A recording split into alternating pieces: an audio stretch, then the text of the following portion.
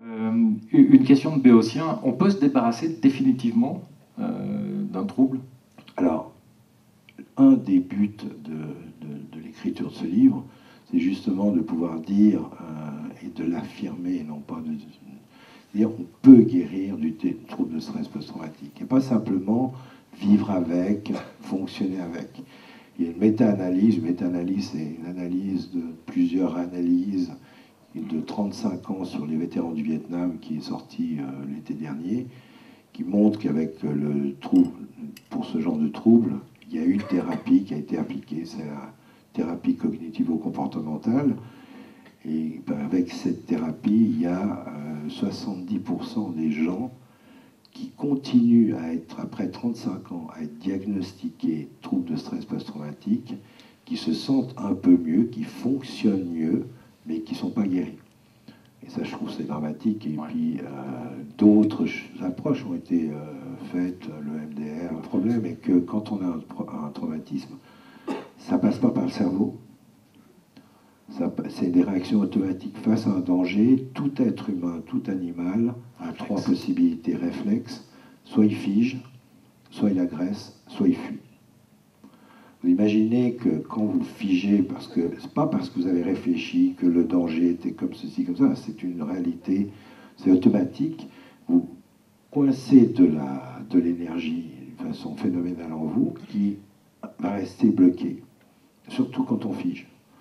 Et en plus, il y a les émotions que vous ressentez, non pas pendant, mais juste après ou avant, qui est fortement la colère, et que cette colère se surajoute au blocage d'énergie, ce qui veut dire que vous avez une bombe à l'intérieur. D'aller déprogrammer le cerveau en faisant des tas d'approches intéressantes, ça peut affaiblir, un peu atténuer, en effet, les symptômes, mais ça ne va pas les faire disparaître, puisqu'on n'est pas allé à la cause. Et c'est en allant à la cause qu'on peut dévoiler. Alors, comment on peut aller à la cause?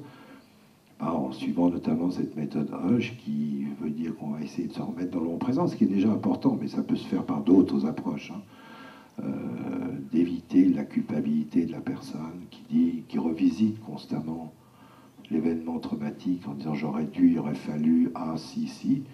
Évidemment d'essayer d'arrêter d'être dans le futur avec les peurs et si ça revient et tout, pour après aller essayer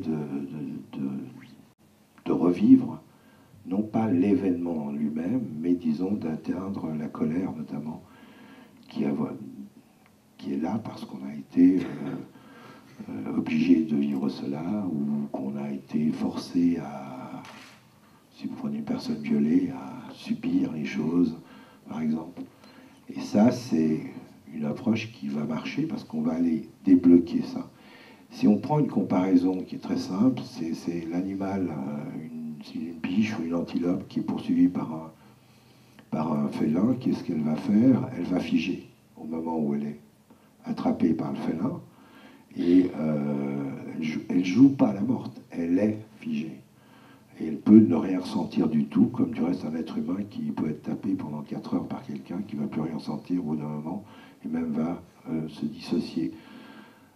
Une fois que la chose se passe et que, mettons, le prédateur n'est pas en train de dévorer l'antilope, et qu'elle va chercher une autre antilope, le prédateur, pardon, ben, l'antilope, elle se relève, elle titube, et puis après, elle s'ébroue et elle rejoint le troupeau.